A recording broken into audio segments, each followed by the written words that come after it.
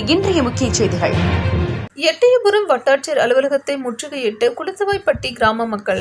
இலங்கை அகதிகள் முகாம் பாதை பிரச்சினை தொடர்பாக மனு. தூத்துக்குடி மாவட்டம் எட்டயபுரம் அருகே உள்ள குளத்தவாய்ப்பட்டி கிராமத்தை சேர்ந்த பொதுமக்கள் 300க்கும் மேற்பட்டோர் வட்டாட்சியர் அலுவலகத்தை முற்றுகையிட்டு அக்கிராமத்தில் நிலவி வரும் இலங்கை அகதிகள் முகாம் பாதை பிரச்சினை தொடர்பாக வட்டாட்சியரிடம் மனு அளித்து உடனடியாக நடவடிக்கை எடுக்க வேண்டும் என்று கோரிக்கை வைத்தனர்.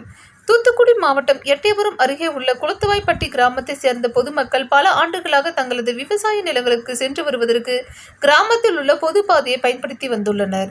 இந்த நிலையில் அப்பாதையின் அருகில் தமிழக அரசின் சார்பில் குளத்தவாய்ப்பட்டி இலங்கை அகதிகள் முகாமில் தங்க வைக்கப்பட்டிருந்தவர்களுக்கு இலவசமாக குடியிருப்புகள் கட்டி கொடுக்கப்பட்டுள்ளது. இந்த நிலையில் அப்பாதையின் அருகில் தமிழக அரசின் சார்பில் குளத்தவாய்ப்பட்டி இலங்கை அகதிகள் முகாமில் தங்க வைக்கப்பட்டிருந்தவர்களுக்கு இலவசமாக குடியிருப்புகள் கட்டி கொடுக்கப்பட்டுள்ளது.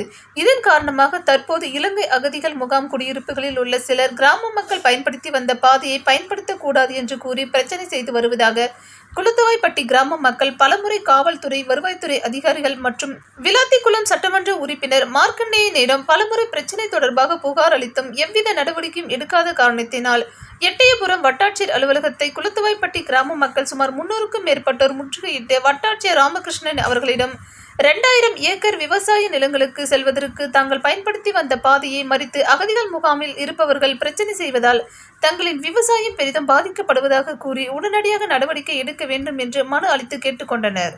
செய்தியாளர் ராமமூர்த்தி, விளாத்திக்குளம்.